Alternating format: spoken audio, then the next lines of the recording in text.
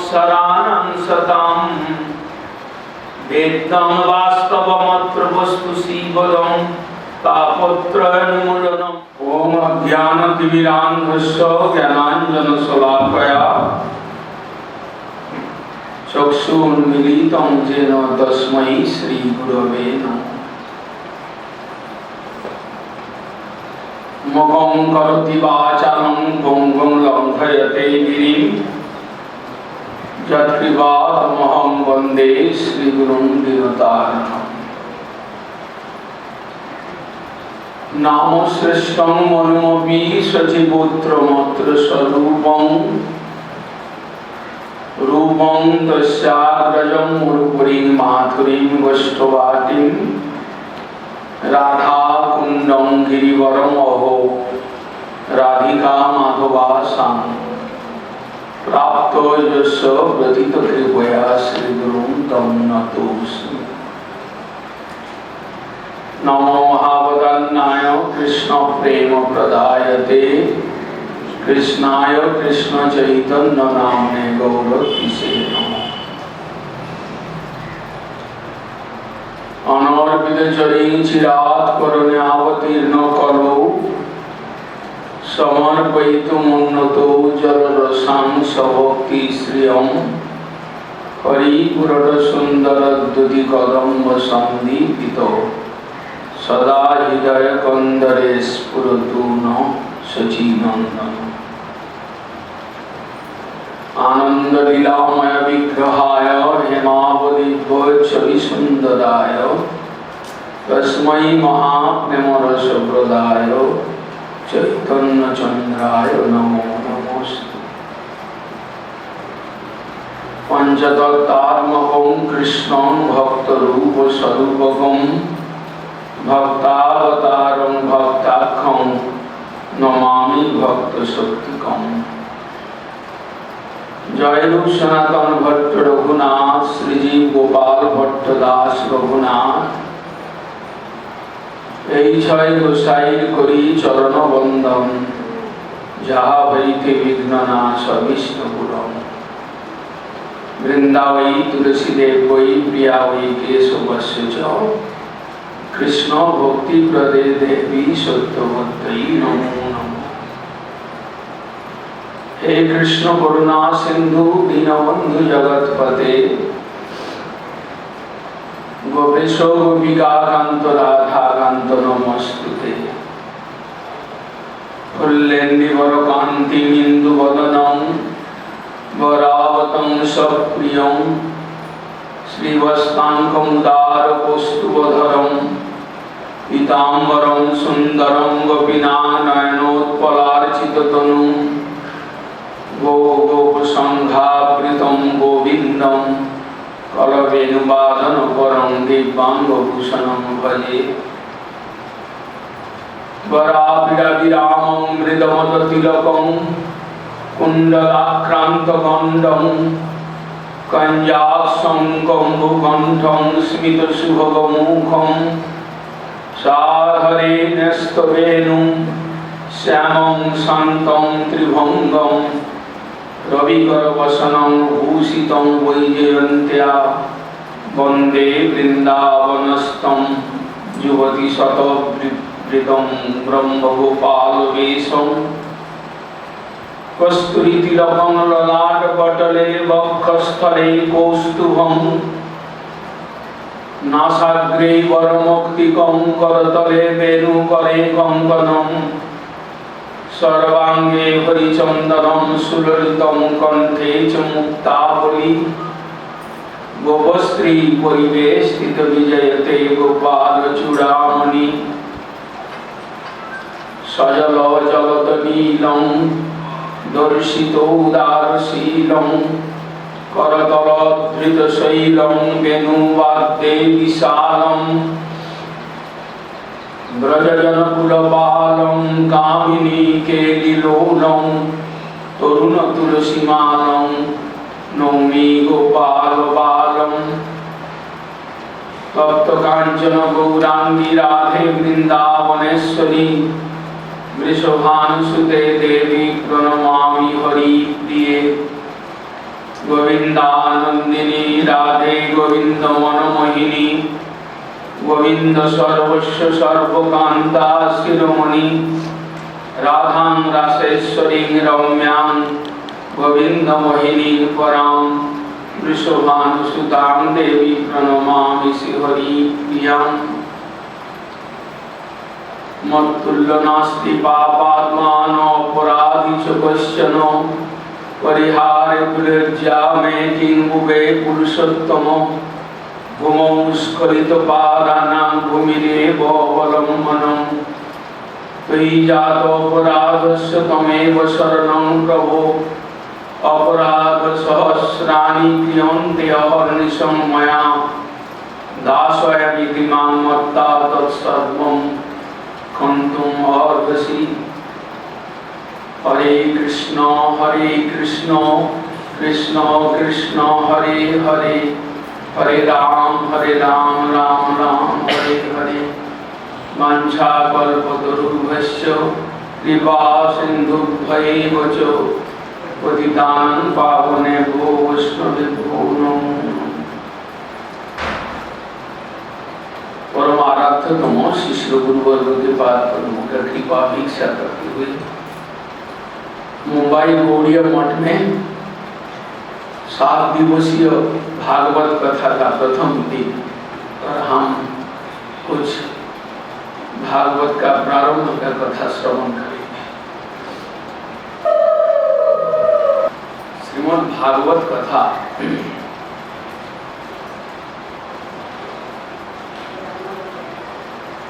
ग्रंथ का विषय में कुछ परिचय हम लोग को जानना चाहिए। पंचम वेदम उच्यते।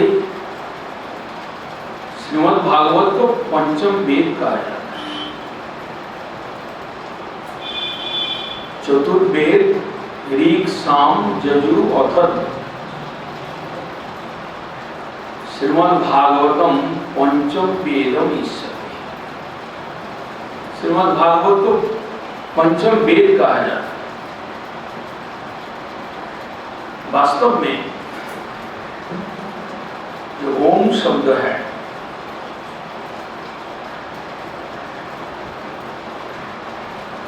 जो शब्द सबसे सृष्टि के आदि में जो शब्द का प्रादुर्भाव हुआ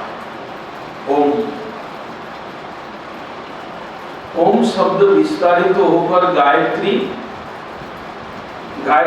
विस्तारित होकर चतुश्लोकी वेद से आया वेदांत, वेदांत से उपनिषद, उसके बाद पुराण और उसके बाद आया इतिहास। धीरे धीरे वेद को विभाजन करते हुए धर्म का स्वरूप को सहज बनाकर हम सभी का समझ आए ऐसा बनाने के लिए वेदव्यास इतिहास तक आया। वेदांत उपनिषद पुराण इतिहास धीरे धीरे मनुष्य को समझ में आए ऐसा विचार से वेदव्यास जी इतिहास तक आए। इतिहास के अंदर महाभारत आदि ये सब सृष्टि होने के पश्चात वेदव्यास जी के माध्यम से सबसे आखिर में ये भागवत आया, श्रीमद् भागवतम। कलि युग के प्रारंभ में इसका प्रादुर्भाव हुआ, द्वापर युग के अंत में इसका आविर्भाव हुआ। वास्तव में भागवत स्वयं कृष्ण विग्रह है। श्री कृष्ण परिवर्तित। सनातन गोस्वामी पाद जो महाप्रभु के अन्यतम पार्षद थे, उन्होंने भागवत का स्तुति प्रसंग में कहा, श्री कृष्ण परिवर्तित सर्वशास्त्रादि बीजुष सर्ववेदैक सर्व,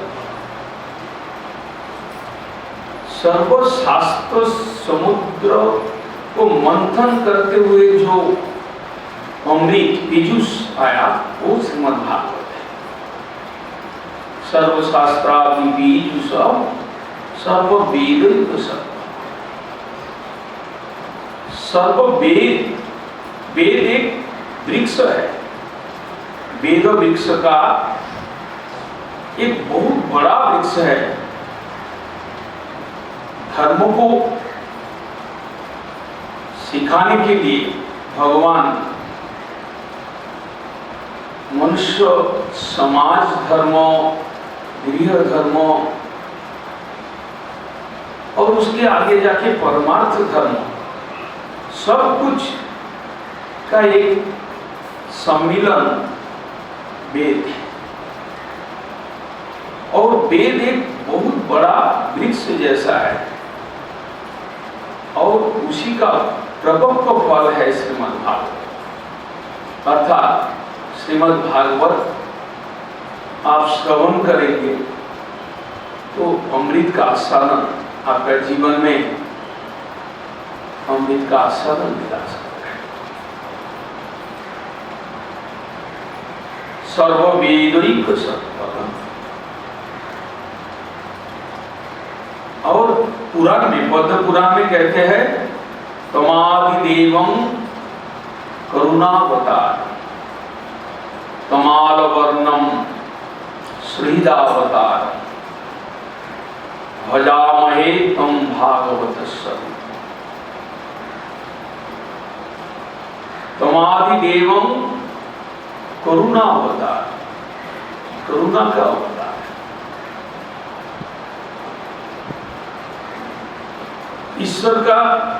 ईश्वर करुणामय तत्व है। उनका करुणा का प्रकाश इंडिविजुअल मनुष्य के प्रति, किसी देवताओं के प्रति ये तो आता रहता है, लेकिन समष्टिगत रूप से इस सृष्टि का कल्याण के लिए भगवान, उनका कोई कृपा का निदर्शन है तो उसमें से एक है श्रीमद् भागवत। तमादिदेवं करुणा अवतार, भगवान का करुणा का ही एक अवतार के रूप में श्रीमद् भागवत है। और श्रीमद् भागवत को कृष्ण विग्रह, अभिन्न कृष्ण विग्रह माना जाता है।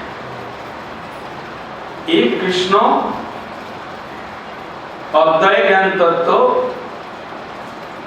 सर्वोवतारी, सर्ववंशी, रसिक शेखर, सर्वशक्तिमान तत्व एक गोलोक में है, विराजमान है अपना स्थान में, लीला विलासी होकर वहां पर विराज।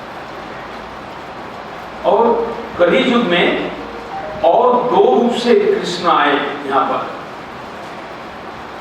एक हमारा सामने महाजन प्रकटित विग्रह या स्वयंभू विग्रह मूर्ति के रूप में, वाच्यावतार कहते हैं, वाच्य स्वरूप, और एक वाचक अवतार है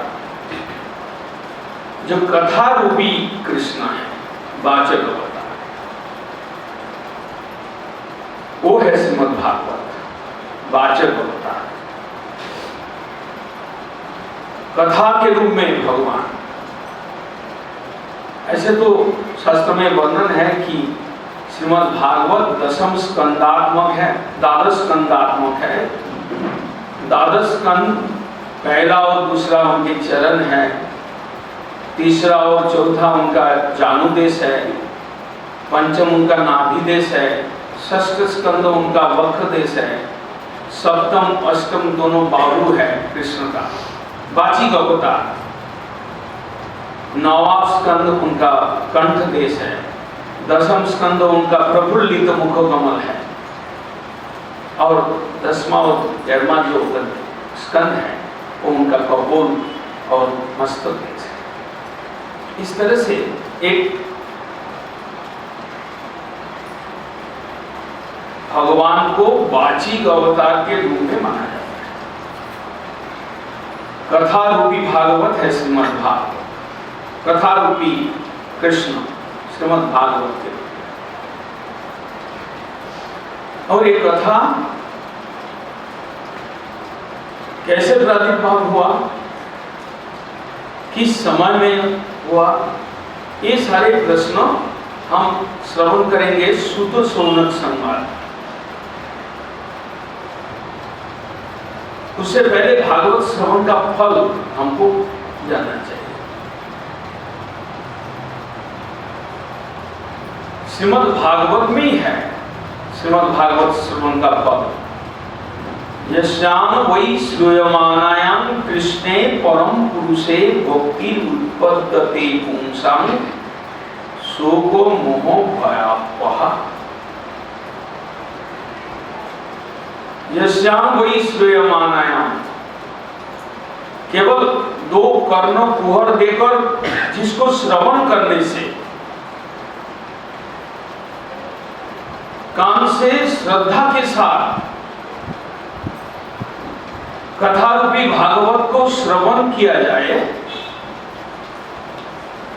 कृष्णे परम पुरुषे भक्ति उत्पद्यते पुंसां,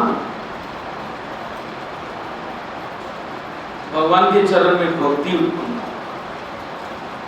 कृष्णे परम पुरुषे, ऐसा नहीं है कोई देव देवी और कोई ब्रह्मा विष्णु महेश्वर जैसा गुणावतार है, ऐसा नहीं कि नारायण रामचंद्र आदि जो अवतार है उनके प्रति भक्ति नहीं। अवतारी कृष्ण, परम पुरुष कृष्ण, स्वयं तु वसामातिशय कृष्ण, जिनके समान कोई नहीं है, जिनके ऊपर भी कोई नहीं।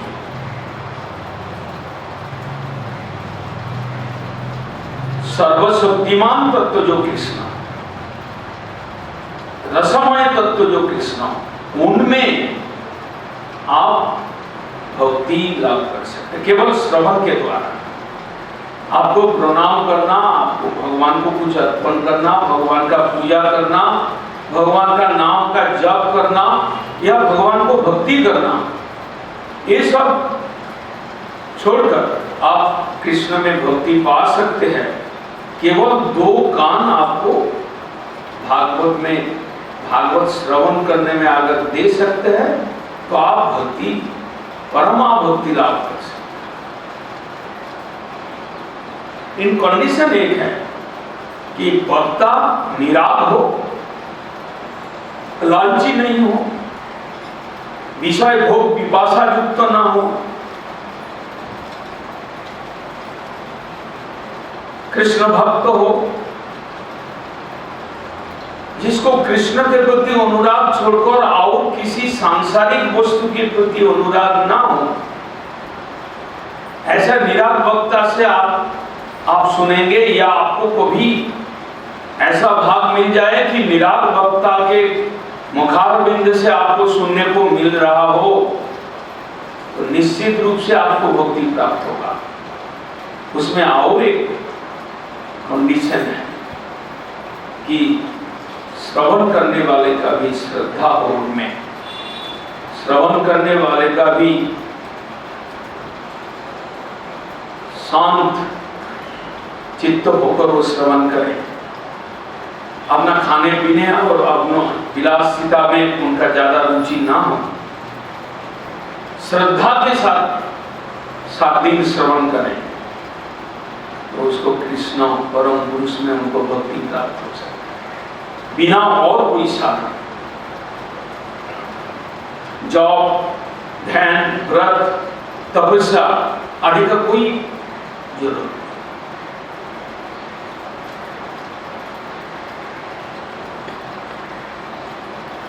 भागवत श्रवण का फल। सुखदेव जी वक्ता थे और परीक्षित महाराज श्रोता थे।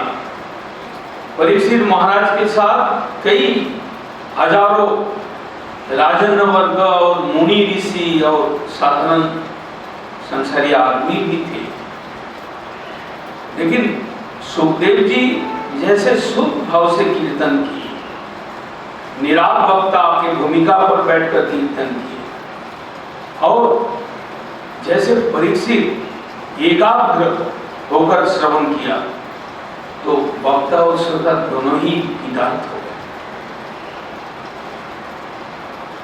श्रोता और वक्ता दोनों ही परम गति प्राप्त।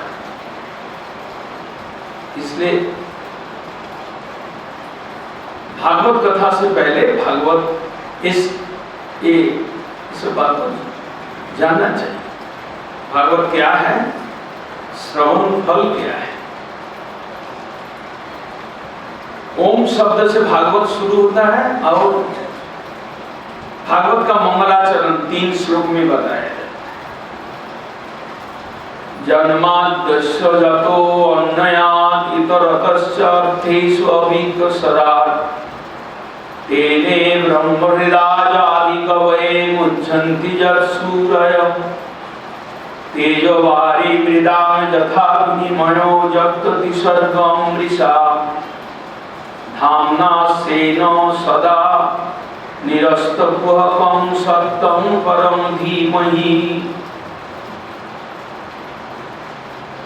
धर्म प्रच्छितपैतवत्र परम निर्मत्सरानं सतां वेद्यं वास्तवमत्र वस्तु शिवदं तापत्रयोन्मूलनं श्रीमद्भागवते महामुनिकृते किं वा परै ईश्वर शब्द यदि अवरुद्धते अर्थकृतिभिस्तत्क्षणात् निगम कल्पतरोर्गलितं फलं सुखमुखादमृतदवसंयुतं पिबत भागवतं रसमालयं मुहुरहो रसिका भुवि भावुका। ये 3 श्लोक में श्रीमद् भागवत ग्रंथ का मंगलाचरण किया गया। उसमें वस्तु निर्देश है, उसमें परम पुरुष का ध्यान है और उसके और आशीर्वाद है। श्रीमद् भागवत श्रवण करने का फल भक्ति लाभ। और दूसरा श्लोक में मंगलाचरण का दूसरा श्लोक में ये भी कहते हैं ईश्वर शब्द हृदय अवरुद्धते अत्र पृथ्वी सुषुभिस्तत्क्षणात्। श्रवण के माध्यम से कान के द्वारा भागवत वाणी आपके हृदय में प्रवेश करेगा। आपके हृदय शोक मोह भय से मुक्त होकर आपका हृदय में भक्ति से आपका हृदय भर जाएगा। उसके साथ साथ ये भी कहा ईश्वर शुद्ध हृदय अवरुद्धते अत्र पृथ्वी सुषुभिस्तत्क्षणात्। ईश्वर आपके हृदय में अवरुद्ध हो जाता है। ईश्वर को आप बांध सकते हैं, ईश्वर आपके बस में आ सकता है। नास्तिक व्यक्ति का कोई इसमें प्रवेश का अधिकार नहीं है, समझ के बाहर है। ईश्वर तत्व, भगवत तत्व, जो सर्वशक्तिमान तत्व, वो किसी जीव के हृदय में आकर बांध जा सकता है, बैठ जा सकते हैं, वशीभूत हो सकता है। ये हम अपना बुद्धिमत्ता से उसको नहीं समझ सकते। भारतवर्ष मुनि ऋषियों का देश है। भारतवर्ष त्याग वैराग्य भक्ति का देश है। इस देश के मिट्टी के कण कण पर, पानी के बूंद बूंद पर आध्यात्मिक चेतना भरा हुआ है। उस चेतना को समझने के लिए आपको पूर्व जन्म का कुछ सुकृति चाहिए, आपको कुछ ऐसा आप कुछ किए हैं, तभी आप उसको समझ सकते हैं। नहीं तो शब्द समझ का नहीं है, बाहर है।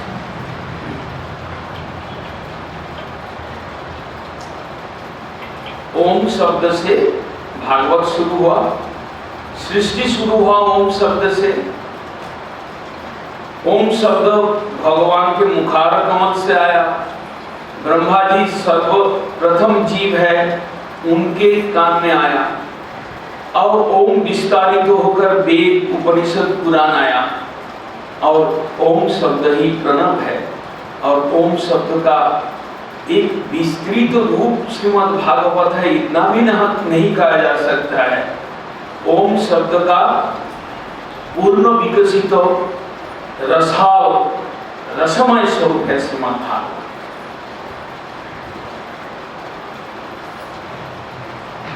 इस तरह से आपको भागवत श्रवण करना है तो आपको ये प्राइमरी थोड़ा सा ज्ञान आपको। अभी हम चलते हैं श्रीमद् भागवत का प्रथम स्कंद में जो वर्णन है सूत शौनक संवाद। सूत गोस्वामी भारतवर्ष के मुनि ऋषियों के अन्यतम है और शौनक आदि ऋषियों ने 60,000 ऋषियों ने श्रोता के रूप में बैठे हैं। इस कलियुग के प्रारंभ में भारतवर्ष के एक तीर्थ नैमिषारण्य वहां पर बैठकर भागवत का दूसरा सिटिंग हो रहा है। मैं पहले ही कहा कि भागवत वक्ता जो होता है वो निराग होना ही चाहिए, भक्तिमान तो होगा ही।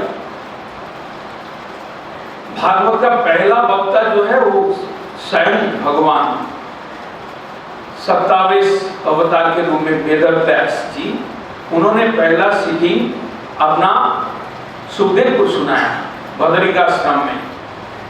दूसरा सिटिंग एक कलियुग का प्रारंभ में आप लखनऊ के पास निमिषार तीर्थ है, वहां पर शौनक आदि ऋषियों को सुना रहे हैं सूत गोस्वामी पाद। और श्रीमद् भागवत का पहला स्कंद उसी से आधारित है कि सूत शौनक संवाद। संवाद मतलब गुरु शिष्य संवाद।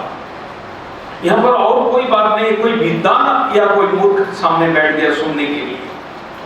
यहाँ पर ऐसा कोई नहीं है कोई बिजनेसमैन बैठ गया और कोई एक गरीब आदमी को सुना रहे हैं। यहाँ पर ऐसा कोई बात नहीं कि कोई देवता कोई मनुष्य को सुना रहे हैं। एकदम गुरु शिष्य के संवाद के माध्यम से श्रीमद् भागवत प्रकट हुआ।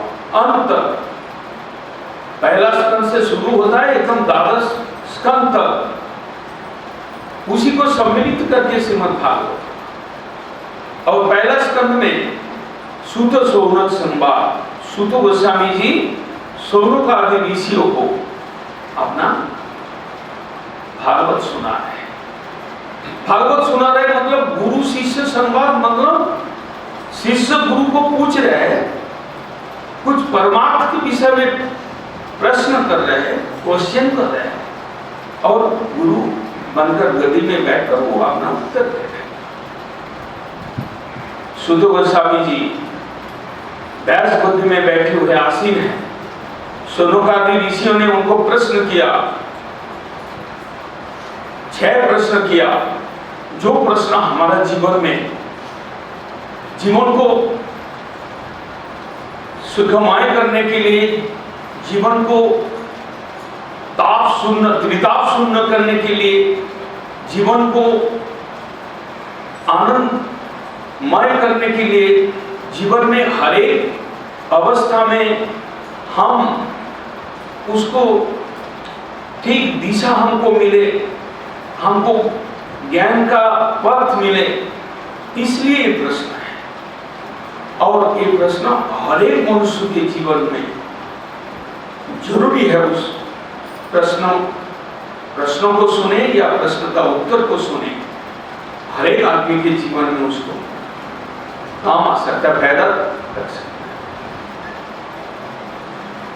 है। ऐसे हमारा भारतवर्ष में वेद शास्त्रों में सबका अधिकार नहीं है, ब्राह्मण का अधिकार है। और जितना उनके नीचे और जाति है उनके अधिकार नहीं है। लेकिन आप ब्राह्मण से उस नियम को कभी जरूरत पड़े, संसार में कोई कठिनाई है तो आप ब्राह्मण से उपदेश लेकर उसको जान सकते हैं। लेकिन श्रीमद् भागवत जब आया, कलियुग के प्रारंभ में जब आया, तो श्रीमद् भागवत स्त्री, शुद्ध, चंडाल सब के लिए है। सब इसको पढ़ सकते हैं, सब लोग इसको सुन सकते हैं बिना कोई अधिकार विचार किए। श्रीमद् भागवत सबके लिए सेवनीय है, सबके प्रथम प्रदर्शक है, सबको धर्म के रास्ता दिखा सकते हैं, अधिकार विचार नहीं। प्रश्न किया, पुंसां एकांततो श्रेयो, यह आत्मा सुप्रसिद्ध, जीव का श्रेय क्या है? दो शब्द संस्कृत डिक्शनरी में है, श्रेय, प्रेय। श्रेय शब्द का अर्थ होता है किससे हमारा मंगल होता है, किससे हम सही रास्ते से आगे बढ़ सकते हैं, उसको कहते हैं श्रेय। और प्रिय क्या कहते हैं? हमारा मन में, हमारा जीवा में क्या अच्छा लगता है, उसको बोलते हैं प्रिय। हम कौन सा चीज पसंद करते हैं, वो प्रिय वस्तु है, प्रिय है। लेकिन हमारा पसंद या हमारा प्रिय वस्तु कभी हमको धोखा दे सकता है, हम धोखा में पड़ सकते हैं, क्योंकि हम श्रेय क्या है हम नहीं जानते, हमारा अपना कल्याण कैसे होगा हम नहीं जान सकते हैं। लेकिन बाह्यिक रूप से, व्यावहारिक रूप से हमको कोई चीज अच्छा लग सकता है, उसको कहते हैं प्रेम। और श्रेय हम उसको, हमें अच्छा लगे या ना लगे, हमको आखिर में वो हमारा कल्याण के रास्ते में हमको ले जाएगा, उसको बोलते हैं श्रेय। और भागवत में पहला प्रश्न है, श्रेय क्या है? किससे हमारा कल्याण होगा, किससे हमारा मुक्ति होगा, किससे हमारा हम सही दिशा तक बढ़ सकते हैं, उसको कहते हैं श्रेय। और भागवत पहला प्रश्न है, पुंसां एकांततो श्रेयो, एकांतिक श्रेय। एकदम श्रेय के अंदर भी श्रेष्ठ श्रेय क्या है, जो हमको हमारा जीवन का दिशा को ठीक सही सही अच्छे की ओर ले जा सकते हैं, हम अच्छे की ओर भाग सकते हैं, हमारा जीवन सुख समृद्धि की ओर जा सकता है, हम हर एक प्रकार से सुखी हो सकता है, उसको कहते हैं श्रेय। और प्रिय, मैं जो मन मर्जी, मेरा मन में जो आता है, ये चीज मेरे लिए ये पद अच्छा है, उधर चलते हैं, उसको बोलते हैं प्रिय। उसमें हो सकता है हमारा कल्याण नहीं है, उसमें हो सकता है हमारा विपत्ति है, उसमें हो सकता है हम ठग जा सकते हैं।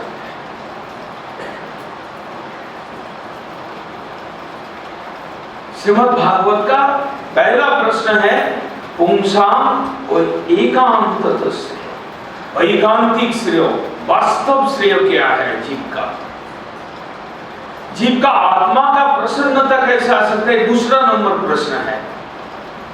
कई लोग आत्मा समझते नहीं है, जानते नहीं है क्या चीज है, और कोई लोग उसको विश्वास नहीं करते कि आत्मा पूर्व क्या चीज है।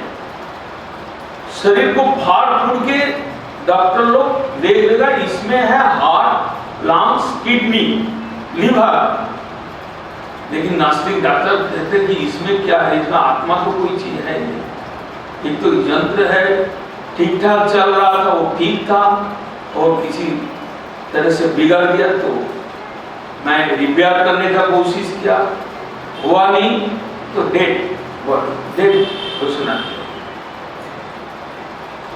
लेकिन भारतवर्ष के इस धरती पर आप कितना ही नास्तिकता एक बात है, जैसे भोगवाद है,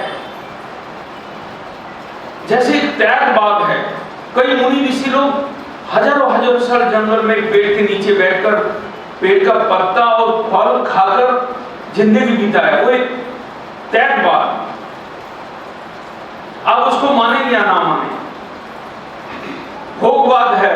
हम कितना ही मकान के बाद मकान, फ्लैट के बाद बड़ा फ्लैट, उसके बाद लग्जूरियस कोई फ्लैट, गाड़ी, पहले मोटरसाइकिल, उसके बाद छोटा चारपाया, उसके बाद एक तो मार्क्सिटी चला गया, उसको फिर भी सुख नहीं है, आशा नहीं पूराता है, तो उसको बोलते भोगवाद। और नास्तिक को एक बात है, नास्तिकवाद है, जो एक ऋषि, चार्वाक ऋषि ने उसका थ्योरी प्रतिष्ठा किया, अपनाया। ऋणम कृत्य हितम विवेक जावम जीवित सुखम जीवित। तुम्हारे पास पैसा नहीं है, बैंक बैलेंस नहीं है, तुम देसी घी खाओ, दुकान से उधार लेकर खाओ, खाते खाते जब दुकानदार ताकीदा करेगा थोड़ा थोड़ा देते रहो, और 2-4 लाख रुपया उधार हो गया तो उसके बाद तुम मर जाओ, तो उसके बाद तुम्हारा कोई नहीं, तुमको पैसा मांगने वाला और कोई नहीं। एक बात है, इसको बोलते हैं नास्तिकवाद।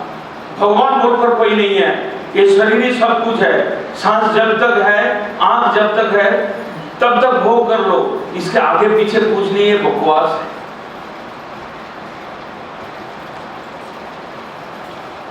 श्रीमद् भगवद गीता कृष्ण जो अर्जुन को दिया, उपदेश दिया, कहते जातो सही ध्रुव मृत्यु ध्रुव जन्म मृतस्य च न जायते म्रियते वा कदाचित् नायं भूत्वा भविता वा न भूत् अजो नित्य शाश्वत वयम पुराण न हन्नते हन्नमाने। गीता कहते आत्मा है, वो आग में उसको जलाया नहीं जा सकता है, उसको अस्त्र से काट नहीं सकते हैं, वो सनातन है, सनातन पुरुष भगवान के अंश है। और जो नास्तिकवाद है, नौ अस्ति इति ईश्वर इति बुद्धि जस्य नास्तिक, भगवान नहीं है, आत्मा नहीं है, पूर्व पुरुष भी नहीं है, मेरा बाप का पुत्र भी नहीं है, उसको बोलते हैं नास्तिक। जो अपना ईश्वर को नहीं मानते, देव देवी को नहीं मानते, वो ये भी मान सकते मेरा ठाकुर दादा परदादा दादा नहीं है, तो आप नहीं है तो नहीं है। आपका पिताजी आकाश मार्ग से उठ गया, एकदम गिर पड़ा जमीन पर, और आप उसका संतान के रूप में जन्म ले लिया, ऐसा भी मान सकते थे। उसको कहते हैं नास्तिकवाद। हम भगवान को क्या देखते हैं, पत्थर का मूर्ति है, ये सब हम विश्वास नहीं करते। कोई कोई ज्योति पुंजों को मान लेते हैं तो ब्रह्म है, यही ईश्वर है। वास्तव में पत्थर से, मिट्टी से, लकड़ी से बना हुआ भगवान को क्या भगवान माने, ये तो एक सब पूरा नाटक ऐसा सजाया हुआ है। ये सब संस्था के लोग, गुरु लोग ऐसा सजाया। हर चीज के परंपरा है। आप आकाश मार्ग से जैसे नहीं गिरा, आपका पिता माता से भी जैसे परंपरा है, ऐसे धर्म का परंपरा है, ऐसा सृष्टि का परंपरा है, ऐसा जाति का परंपरा है। आप ना माने तो ये आपका ऊपर है। चैतन्य भागवत में कहते जो माने जो नहीं माने सब तार दास। आप माने या ना माने, ईश्वर के आप अंश है, ईश्वर के आप संतान है। आप माने तो अच्छा है, ना माने तो और अच्छा है। आपका लफड़ा नहीं रहेगा, किसी को सेवा करने का विचार नहीं रहेगा।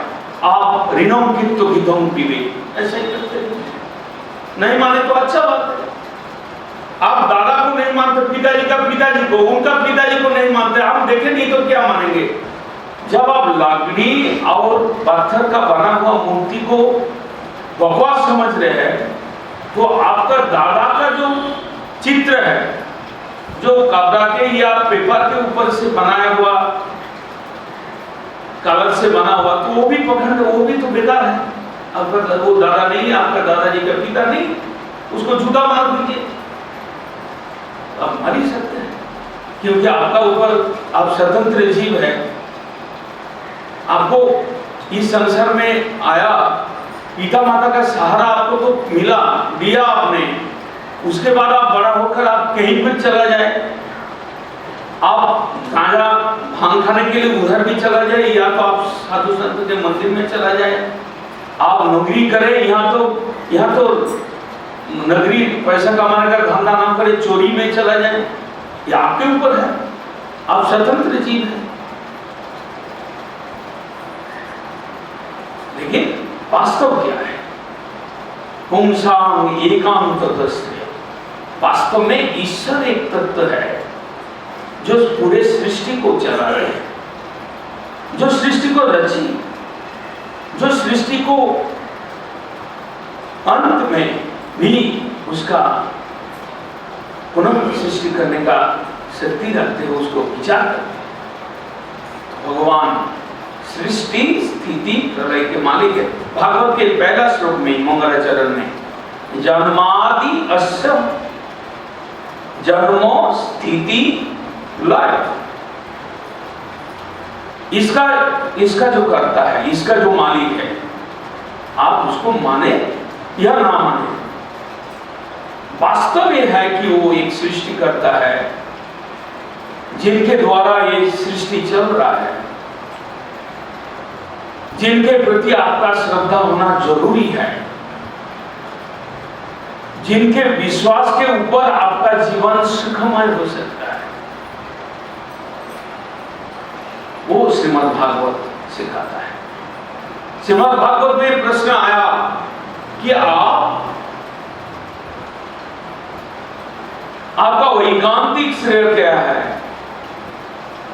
आप शुद्ध विचार से ऐसे आगे बढ़ेंगे जिससे आपका जीवन मंगलमय हो, जिससे आपका जीवन सुखमय हो, जिससे आप कई गलत रास्ता में ना चलते। ये भागवत का पहला प्रश्न है।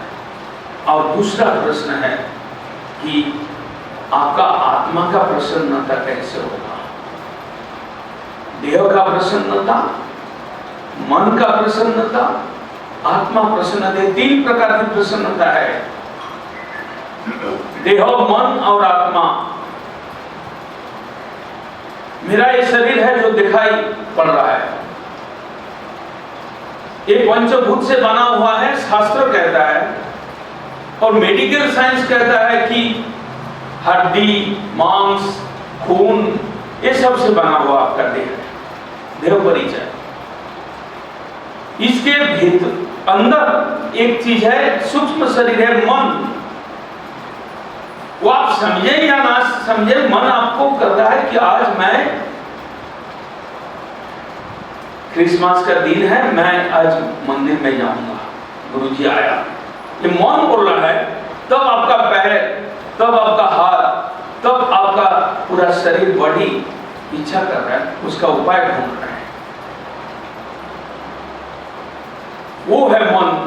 देह से वो सूक्ष्म है, इसलिए उसको सूक्ष्म शरीर कहते हैं। उसके ऊपर मन और देह को ताजा करने के लिए, चेतना दान करने के लिए, मन और देह को परिचालना करने के लिए एक मॉनिटर, वो है आत्मा, सोल।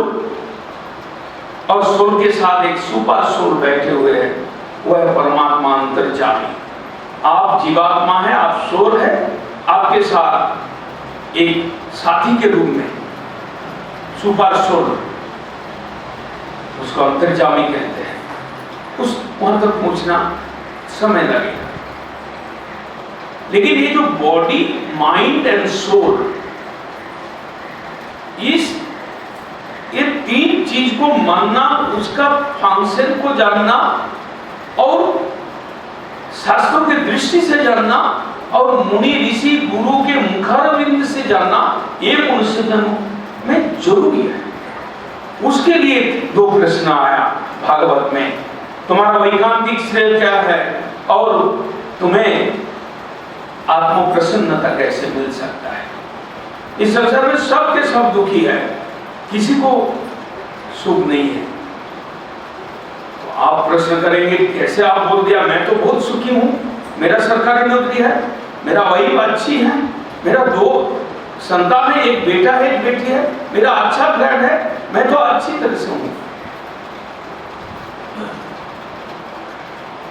ये मेरा प्रश्न नहीं है, ये मेरा फिलोसॉफी नहीं है कि मनुष्य जीवन दुखमय है।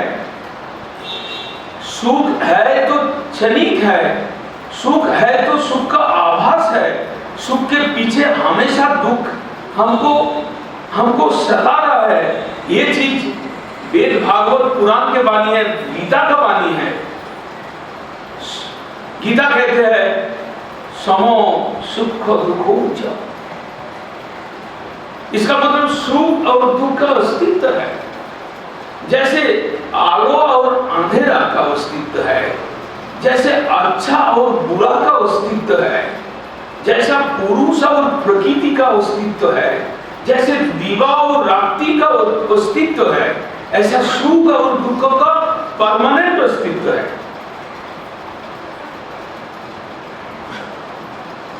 और किसी का जीवन केवल सुखमय और किसी का जीवन केवल दुखमय, ये भी नहीं है। सुख दुख का मिश्रण ये संसार है।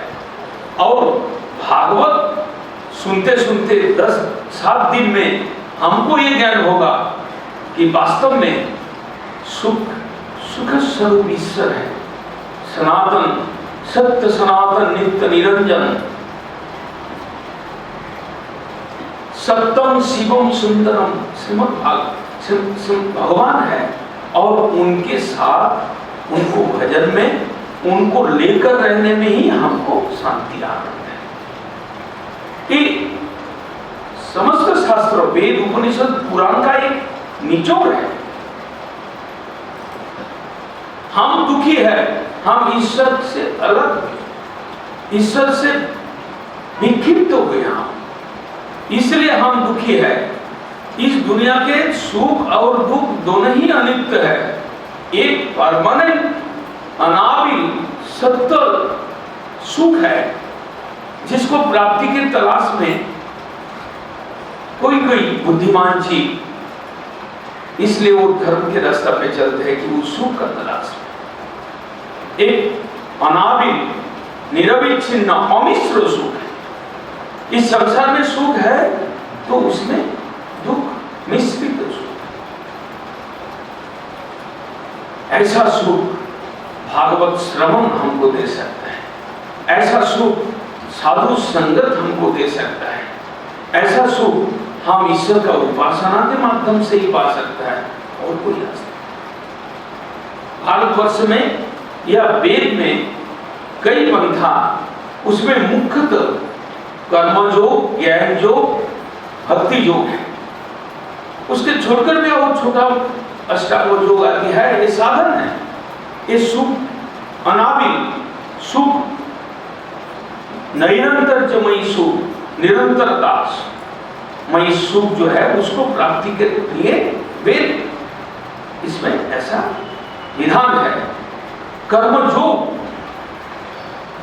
बहुत लोग कहते हैं कि आप लोग भक्ति योग कहते हैं, हम लोग तो कर्मयोगी है, ये भी तो एक बड़ा योग है, इस आप लोगों से भी बड़ा योग है। तुम अपना मनगढ़ंत शास्त्र और तुम कॉलेज का डिग्री लेकर नहीं बोल सकते हो कि कर्मयोग श्रेष्ठ है। शास्त्र पढ़ो, कर्मयोग श्रेष्ठ है या ज्ञान योग श्रेष्ठ है या भक्ति योग श्रेष्ठ है, इसमें कोई विवाद नहीं। कर्मयोग एक सोपान है, पहला सोपान, उसके ऊपर में ज्ञान योग, उसके ऊपर में भक्ति योग। एक सीढ़ी जैसा आप बैठे हुए ऊपर चलते हैं तो ऐसा आप जा सकते। शास्त्र में भी ना कर्मयोग में आपका कुछ हिसाब थोड़ा मिलता है, इसलिए आप बोल रहे हैं कर्मयोग अच्छा है। आपका हिसाब मिल रहा है, खाने को, पीने को, मजा करने को थोड़ा हिसाब उसमें है कर्मयोग के अंदर। लेकिन इतना आसान मत समझे कर्मयोग, कर्मयोगी तो है ही नहीं, लुप्त प्राय है। हम लोग अकर्म और विकर्म से डूबे हुए हैं। कर्मयोग मतलब सब उपाय से कर्म करना, कर्मयोग मतलब वेद के विधान के अनुसार कर्म करना, कर्मयोग मतलब आपके मोक्ष के लक्ष्य करते हुए कर्मयोग मतलब नहीं है कि खाओ पियो मौज करो चारवाक ऋषि के माफी, वो कर्मयोग।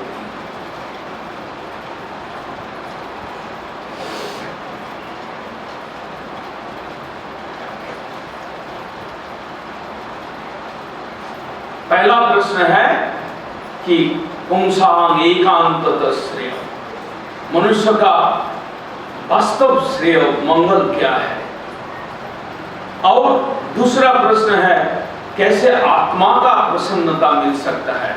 आत्मा प्रसन्नता देह का प्रसन्नता नहीं, देह का प्रसन्नता टेम्पोररी है, एसी में है अच्छा लगता है, बड़ा दिमाग से काम करने को मिल रहा है, लेकिन किसी तरह से आपको बाहर का काम मिल गया, किसी तरह से आपको फील्ड में वर्क मिल गया, किसी तरह से वहां पर एसी का व्यवस्था नहीं है, पसीना पसीना है, तो आप त्रस्त हो गए, आपका सुख चला गया। इसलिए देह सुख टेम्पोररी है, मन सुख थोड़ा सा सूक्ष्म है लेकिन वो भी टेम्पोररी है, और आत्म सुख वो परमानेंट है। यदि आप ठीक ठीक वेद के विधान से वहां तक पहुंच सकते हैं तो आत्मिक सुख श्रेष्ठ है, और आत्मिक सुख पाने के पश्चात आपको कोई पश्चाताप नहीं रहता है, आपको त्रिताप नहीं रहता है, आपको क्लेश नहीं रहता है, आपको खेद नहीं, आपको आशा का अपूर्ति नहीं रहता है, उसको कहते हैं आत्म सुख। जिस सुख प्राप्ति के बाद आपको और कोई कमी नहीं रहता, उसको आत्म सुख कहते हैं। आत्मा प्रसन्नता भागवत में दूसरा प्रश्न, शौनक ऋषि ने ये प्रश्न पूछा और जवाब देते हुए सुत गोस्वामी ने कह रहे हैं पहला प्रश्न का उत्तर में सबई पुंसां परो धर्म जतो भक्ति अधोक्षति। आप एकांतिक श्रेय प्राप्त कर सकते हैं कि परो धर्म तक आप पहुंचे। आपका शरीर धर्म, आपका समाज धर्म, आपका परिवार धर्म, परिवार के आप एक तरफ है, आपका पत्नी को उस तरफ जाना पड़ेगा, आपका लड़की को भी उस तरफ जाना पड़ेगा, आपका लड़का को भी उस तरफ जाना पड़ेगा। ये आप जानते हैं परिवार धर्म है। आपका शरीर धर्म है, 9 बजे आप टी ब्रेकफास्ट किया, उसके बाद आप धीरे धीरे दफ्तर में जाना है, बाथरूम में जाना, स्नान कराना जरूरी है, ये शरीर धर्म है। उसको 2 टाइम खिलाना, 3 टाइम खिलाना, ये शरीर धर्म है। आपको कभी कभी बच्चे लोगों को घुमाने के लिए जाना है, उसको उसका मनोधर्म है, लेकिन आपका आत्म धर्म है जो कभी कभी गौड़ीय मठ में भी जाके थोड़ा भगवान को प्रणाम करके आना है। कभी कभी साधु संत लोग कथा बोलते हैं तो आधा घंटा 10 मिनट कान में उसको सुनना है धर्म का वाणी। कभी कभी घर में थोड़ा माता जी हमारा स्नान करके पूजा पाठ करते हैं, कभी हम उसमें थोड़ा सहायता कर देना है कि माँ को थोड़ा फूल ले आके दिया या चंदन रगड़ के दिया, ये भी एक धर्म है। उसको कहते हैं आत्मधर्म, जो ईश्वर संबंधित है, जो आत्मा के संबंधित है, उसको कहते हैं आत्मधर्म।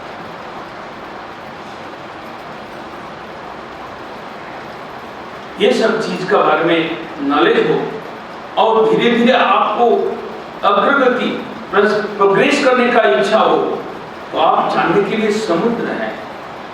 हम कहाँ गीता का एक पन्ना, एक श्लोक पढ़ के हम कहाँ तक जान सकता है।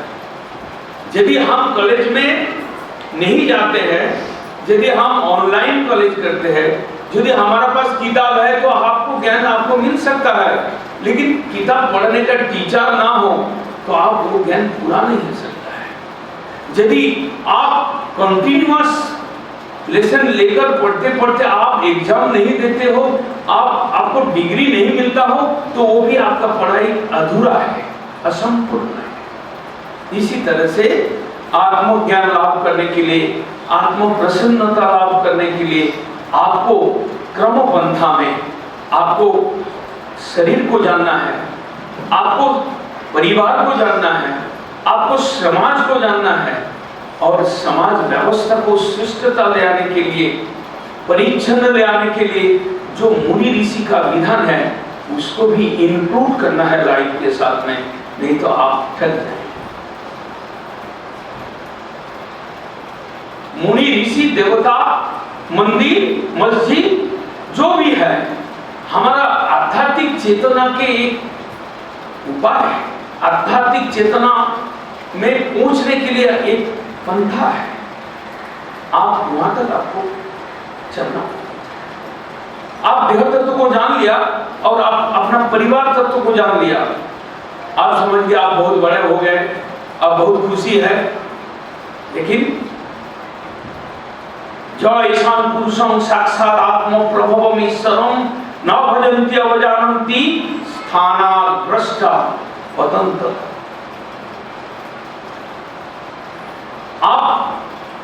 आप एक पुरुष है, आप जानते हैं मैं एक पुरुष हूं, आप जानते हैं मेरा पिताजी है, लेकिन आप देवता नहीं जानते हैं, शिव को नहीं जानते, गणेश जी को नहीं जानते।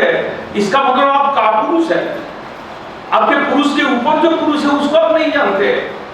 और परम पुरुष जो भगवान है, ईश्वर है, जो इस सृष्टि को चल रहा, वहां तो आपका ज्ञान नहीं पहुंचा तो निश्चित रूप से आपके कपाल में कुछ कष्ट नहीं है। भागवत कहते हैं सवई पुंसाम परो धर्म जतो भक्ति लघुष। आप देह धर्मों को, परिवार धर्मों को, समाज धर्मों को, राजनीति धर्म को जान रहे हैं, आपका देश धर्म को जान रहे हैं, लेकिन परो धर्म कहाँ है वो आपको मालूम नहीं है। भागवत सुने तो पर धर्म क्या चीज है आपको मालूम। परम पुरुष के संबंधी जो धर्म है उसको परो धर्म कहते हैं, और ईश्वर संबंधित जो धर्म है, ईश्वर भक्ति मय जो धर्म है वो परो धर्म है। उसको भी जानने का कोशिश आपको करना पड़ेगा, तब तो आपका जीवन में संपूर्णता आ सकता है, तब तो आपका जीवन सुखमय हो सकता है।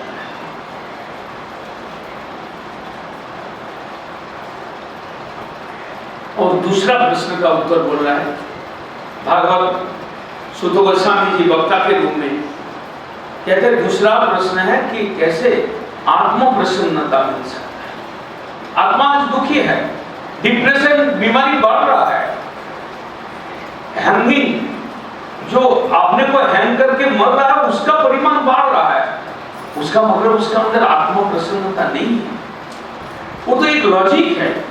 लेकिन भागवत कहते हैं, मुनि ऋषि कहते हैं कि आप शरीर के लिए कुछ किया, आप मन के लिए कुछ किया, आप सोल के लिए, आत्मा के लिए कुछ नहीं किया, जीरो। तो इसका मतलब आपको रेल लाइन में छलांग लगाना पड़ेगा, या तो आपको जहर पीना पड़ेगा, या तो आपको पेट के नीचे रस्सी लगाकर लटकना पड़ेगा, या तो हम अगर बहुत साइंस में हम अगर ज्यादा डेवलप है, छोटा सा इंजेक्शन हम अपने से लगा सकते हैं और अपना हमारा जीवन का अंत हम कर सकते हैं। और हमारा देश में जो संवाद पत्र है, जो दुनिया का संवाद आपको देगा, सुबह उठ के आप चाय का प्याला लेकर बैठ जाते हैं और उसमें आंख मारते हैं, उसके फास्ट पेज में कहां पर रेप हुआ, कहां पर गोली चला और कहां पर कोई सुसाइड किया, उसका समाचार आपके लिए अच्छा ही के लिए। नेगेटिव चीज जो है 90% नेगेटिव और 10% आपको कोई छोटा, उसको ढूंढ ढूंढ के निकालना पड़ेगा। 4, 5, 8, 10 पन्ना का पेपर होगा, आपको ढूंढ के निकालना पड़ेगा कहीं पर कोई पॉजिटिव खबर है कि नहीं, कभी कोई मतलब अपना जीवन को सुधारने का बात है कि नहीं, अपना जीवन में उत्साह पाने के लिए कोई खबर है कि नहीं, वो उसको निकालने में आपको समय लगेगा। तब तक आपका समय नहीं है, क्योंकि उधर टाइम हो गया, आपको बस भजन पाना है और गाड़ी में बैठना है। विदेशों में ऐसा सिस्टम है कि कॉफी का ग्लास लेकर गाड़ी में बैठता है, उसके पास समय नहीं। वो सुबह से इतना कुछ किया, उसको कॉफी का ग्लास, वो वहां पर 5 मिनट बैठ के या 2 मिनट बैठ के घर में कुर्सी में बैठ के, उसके पास टाइम नहीं है और बना दिया बीवी, और तुरंत उसको बाएं हाथ में लिया और घट घट घट करके वो अपना गाड़ी में गए। ये समाज जो हमको ईश्वर के पास माथा टेकने का समय नहीं है, हमको सुबह स्नान करके प्रभु जी के पास प्रणाम करने का हमारा समय नहीं है। ये उन्नति, जागतिक उन्नति, हमारा साइंस और टेक्नोलॉजी का उन्नति हमको धीरे धीरे इसी तरह से हमको आगे बढ़ा रहा है। हम आगे बढ़ रहा है, किधर बढ़ रहा है? हम शांति की ओर नहीं, हम दुख की ओर बढ़ रहे हैं, हम अशांति की ओर बढ़ रहे हैं। हम टेंशन फ्री करने का दवाई खाया, लेकिन हम टेंशन के ओर बढ़ रहे हैं। ये हमारा समय।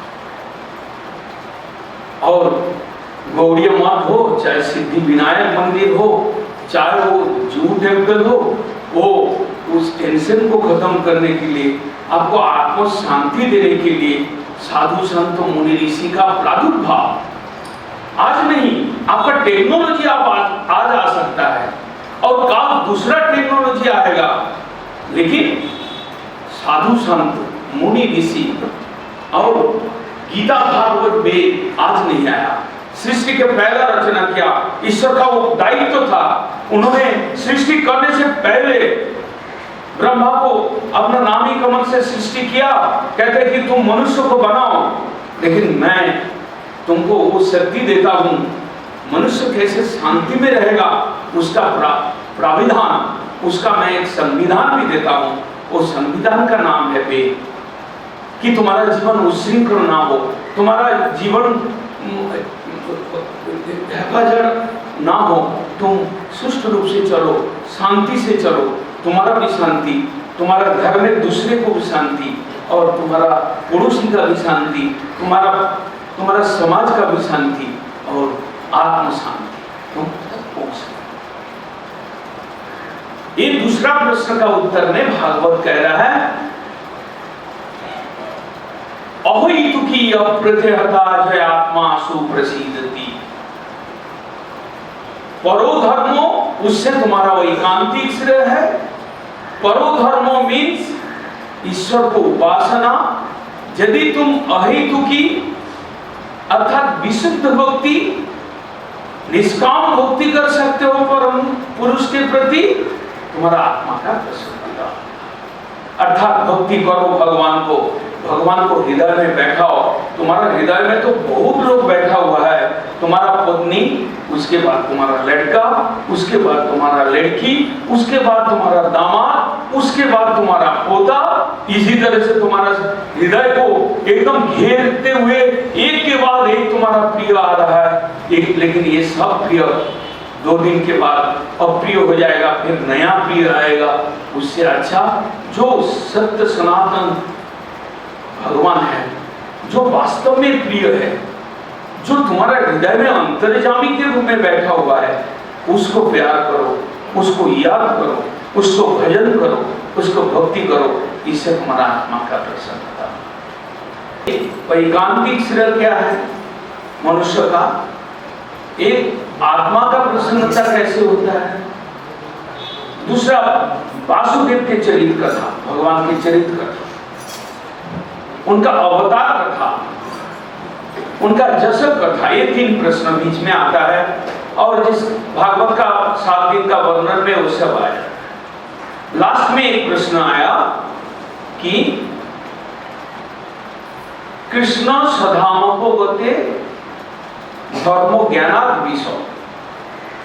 जब कृष्ण दापर युग में आए और अंतर्ध्यान लीला किए, उसके बाद कली युग का प्रवृत्ति में कौन सा धर्म रहेगा, या धर्मो किसके आश्रय में रहेगा?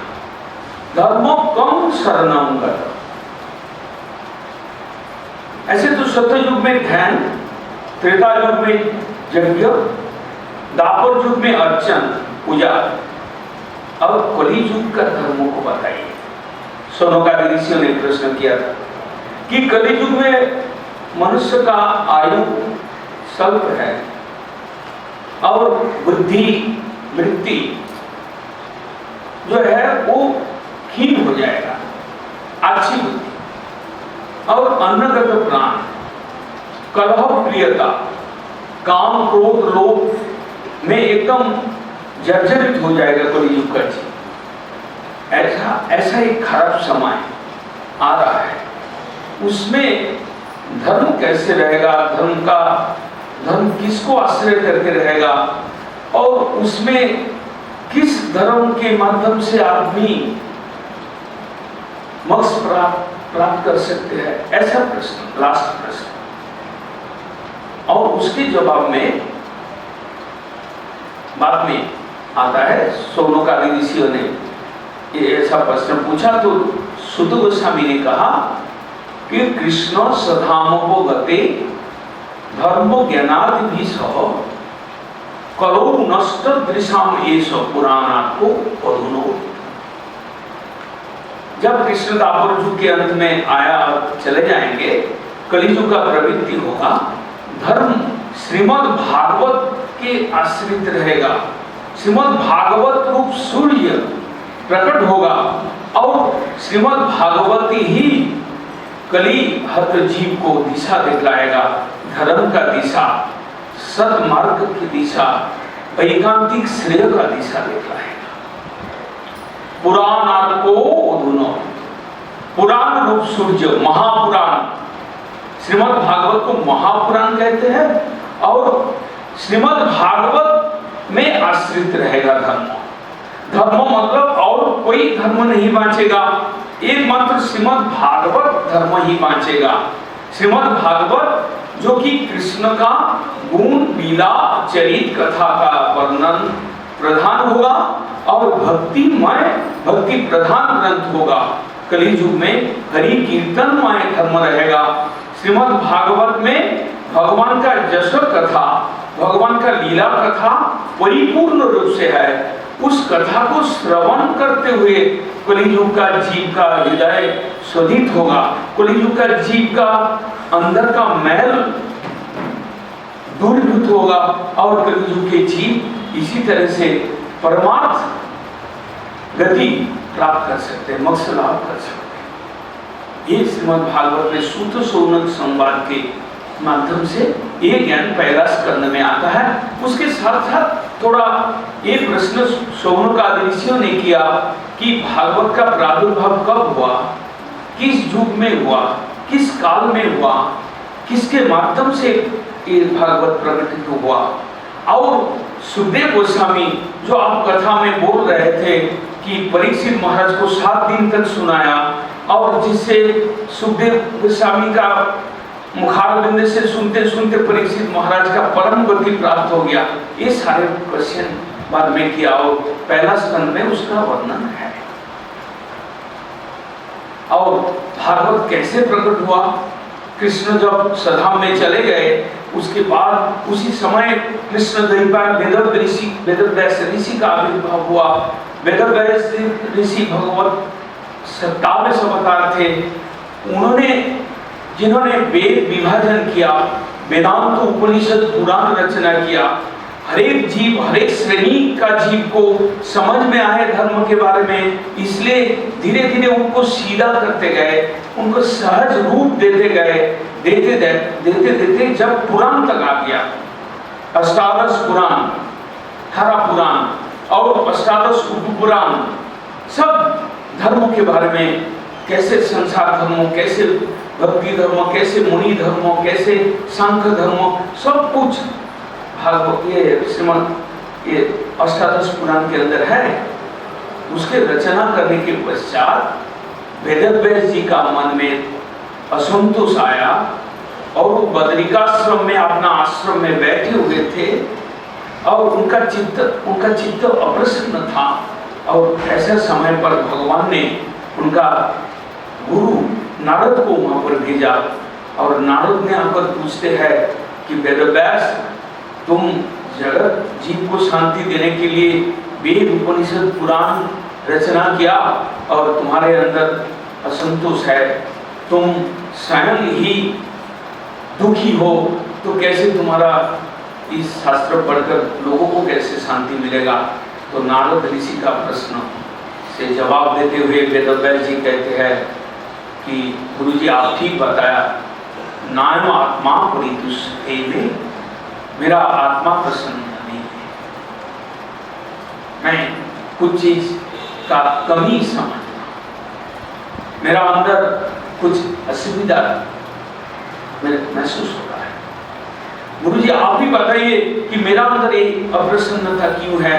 तो नारद ऋषि ने उनको पॉइंट आउट किया कि आपने वेद, उपनिषद, पुराण, वेदांत सब कुछ रचना किया जीव कल्याण के लिए, धर्म का विशेष रूप दिया, धर्म का सहज रूप दिया, लेकिन आपने एक चीज को विस्तृत रूप से वर्णन नहीं किया कि भगवान का भक्ति योग करे तो कर्मों योग, ज्ञान योग का और अष्टांग योग का कोई जरूरत नहीं पड़ेगा, आप एकदम सीधा आत्म प्रसन्नता लाभ कर सकते हैं। ये भक्ति योग का बारे में विशेष वर्णन नहीं किया, भगवान का अवतार कथा, जसर कथा, उसको विशेष रूप से वर्णन नहीं किया, इसलिए तुम्हारा चित्त में अप्रसन्नता है। आदमी घूम घूम के कष्ट पाकर मोक्ष प्राप्त करे और एक सीधा रास्ता में बहुत आसानी से अगर मोक्ष को प्राप्त कर सकते हैं तो उसका रास्ता है भक्ति योग। तुमने ये चीज नहीं बताया, तो जीव का भ्रमण करते हुए क्लेश पाते पाते वो मोक्ष प्राप्त कर लेगा। वो क्लेश का छवि, वो क्लेश का प्रभाव तुम्हारा मन के अंदर है। तुम श्रीमद् भागवत ग्रंथ रचना करो जिससे भगवत भक्तिमय ग्रंथ हो, जिससे कली युग के जीव को आसानी से भक्ति का सिद्धांत मिले और आसानी से उसको भक्ति कर सके वो लोग, और आसानी से उनको समस्त प्रकार कली कोरु से मुक्त होकर उनको परम धाम, परम गति उनको प्राप्त हो जाए। नारद के कहने पर वेदव्यास जी समाहित हुए और उसके बाद ही ये श्रीमद् भागवत रचना किया। अर्थात श्रीमद् भागवत ग्रंथ जो सुनेंगे, जो पढ़ेंगे, श्रीमद् भागवत में वर्णित धर्मों को जो अपनाएंगे अपना जीवन में, वो आसानी से मोक्ष प्रति, वो आसानी से भगवत प्राप्ति कर सकते। उसके आगे जाके प्रश्न आया कि सुखदेव जी उन्होंने ब्रह्म ज्ञानी थे, वो कैसे श्रीमद् भागवत पढ़े हैं? श्रीमद् भागवत में शाखा उपासना प्रधान है। श्रीमद् भागवत में अवतारावली का वर्णन है, लेकिन सुखदेव जी ये ग्रंथ को कैसे पढ़े? और परीक्षित महाराज जो पंच पांडव के वंश में आए, राजा बने, पंच पांडव जब अपना महाप्रस्थान में गए तो पंच पांडव का वंश में एकमात्र संतान परीक्षित, उन्होंने कैसे सुखदेव जी के टच में आए और उन्होंने कैसे 7 दिन तक बैठकर भगवत कथा सुना? ये प्रसंग भागवत के पहला स्कंद में अंत में इसका वर्णन है। सुखदेव गोस्वामी जी स्वयं वेदव्यास जी के पुत्र थे। मातृगर्भ में 12 साल 13 साल मातृगर्भ में रहे, बाहर नहीं निकले। क्यों? उसका ब्रह्म ज्ञान हो गया था। उनको मालूम था कि इस संसार में माता के गर्भ से निकलने के बाद मेरे को माया पकड़ लेगा। पिताजी बोलेगा आओ बच्चा, आओ आओ आओ आओ पुत्र आओ आओ, ऐसे करेगा। माँ मेरे को गोद में लेकर प्यार करेगा, मेरे माया पकड़ लेगा, लेकिन माया में मैं पढ़ना नहीं चाहता। वो जन्म लेते ही वो एकदम जंगल में भागने लगे और वेदव्यास जी हा पुत्र करके उनके पीछे दौड़ते। अदृश्य हो गए सुखदेव जी, और वृक्ष, जंगल के वृक्ष आवाज दे रहा है कि वेदव्यास तुम कहां भाग रहे हो? पुत्रेति तन्मयतया तरवो वनेदु। वृक्ष उत्तर दे रहा है, वेदव्यास तुम किस चक्कर में पड़े हैं? तुम तो इतना लोगों को मोक्ष प्राप्त कराने के लिए तुम तो इतना ग्रंथ लिख लिया, और तुम क्यों दौड़ रहे हो पुत्र के पीछे? सुखदेव जी बाद में भगवान का गुण सुनकर वेदव्यास जी के पर आया। जिस पिताजी को माया पकड़ ना ले, उसके कारण जिस पिताजी को जन्म से छोड़कर जा रहे थे जंगल में, कुछ साल बाद भागवत सुनने के लिए निर्गुण ब्रह्म का गुण सुनने के लिए उसी पिता के पास सुखदेव जी आए और बदरिकाश्रम में बैठकर भागवत अध्ययन किया। उसके बाद जब पंच पांडव के पुत्र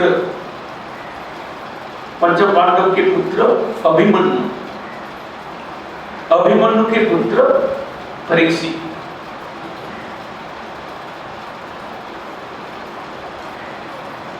पंच पांडव के वंश में एक ही पुत्र था। उसका कारण है दुर्योधन, दुशासन आदि उनका जो महाभारत का युद्ध हुआ, वही कारण था कि पंच पांडव के एकमात्र संतान वो भी मर रहे थे, उत्तरा के गर्भ में थे। अश्वत्थामा ने अपना दुर्योधन को संतुष्ट करने के लिए ब्रह्मास्त्र छोड़ा और कृष्ण ने चक्र लेकर उनको रक्षा किया, गर्भ के अंदर प्रवेश करते हुए उनको रक्षा किया। परीक्षित उसने बाद में राजा हुए और मृगया करने के लिए जंगल में गए। गर्मी का दिन था और तृष्णा आया, प्यास लगा। पानी के तलाश में वो एक ऋषि के आश्रम में जाते हैं। समीक ऋषि के आश्रम में समीक ऋषि ध्यान कर रहे थे। महाराज उनको पानी मांगा, लेकिन इतना गंभीर ध्यान में थे वो शब्द उनको कान में नहीं गया और पानी वो नहीं पिए।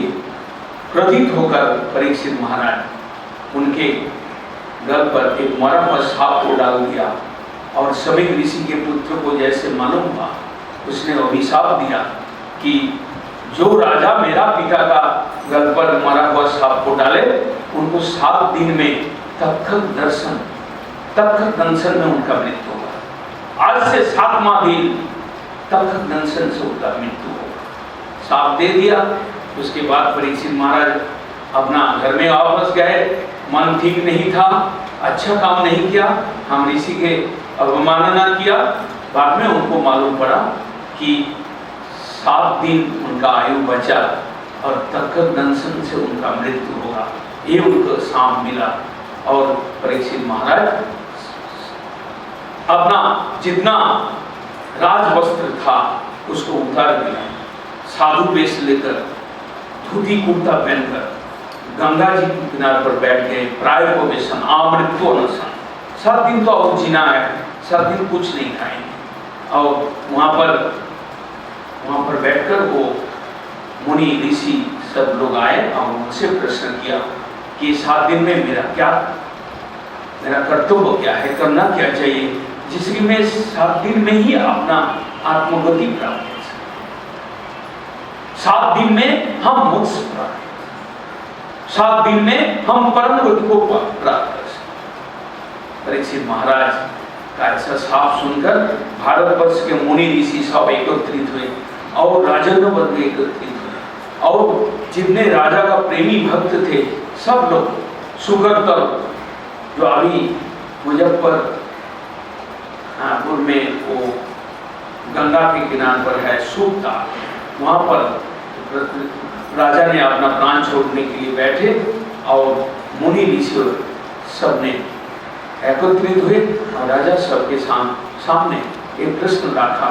कि क्या हमारा एकांतिक श्रेय क्या है, हमारा आत्मा प्रसन्न कैसे हो सकता है, हम जिंदगी में कैसे अपना गति पा सकते हैं, हमारा शारीरिक आयु है, हम सभी का आयु हम लोग को मालूम नहीं है किसका क्या आयु है, लेकिन हमको मरना अवश्य है। मृत्युर्वै प्राणिनाम ध्रुव, भागवत कहते हैं मृत्यु जीव मात्र के लिए ध्रुव सत्य है। अब्द शतान्ते, आज हम मर सकते हैं अथवा 100 साल बाद हम मरेंगे। अब्द शतान्ते मृत्युर्वै प्राणिनाम ध्रुव, मृत्यु हमको वरण करना है, मृत्यु हमको ग्रास करेंगे। ऐसा मृत्यु के द्वार पर बैठे हुए जीव को क्या करना चाहिए, भागवत उसका जवाब देते हैं। मृत्यु के अधीन जीव, मृत्यु के करार ग्रास में ग्रस्त जीव, मृत्यु के द्वार पर बैठे हुए करना चाहिए जिससे कि दोबारा मृत्यु ना हो, एक बारी मृत्यु। मृत्यु सब तो होगा ही, लेकिन मृत्यु कोई की सौ। मृत्यु के बाद मृत्यु, मृत्यु के बाद जन्म, उसके बाद मृत्यु। ये जो मृत्यु जन्म जन्म मृत्यु के ये जो चक्र है, इससे हम कैसे निकाल सकते हैं, वो भागवत उसका जवाब देता है। और हम 7 दिन तक जो कथा होगा, उसी कथा के अंदर ये जवाब मिल जाएगा। श्रीमद् भागवत यहीं से शुरू होता है कि हम मृत्यु से आगे कैसे बढ़ सकता है, हम मृत्यु को कैसे जय कर सकता है, मृत्यु के उस पार में कैसे जा सकता है, मैं मोक्ष गति, चरम गति, परम गति को कैसे पा सकता है, इसका उत्तर श्रीमद् भागवत में है। और हम लोग धीरे धीरे इसको श्रवण करेंगे। आज पहला दिन है, सभी को हम धन्यवाद देते हैं। अच्छा विवाह सिंधु योग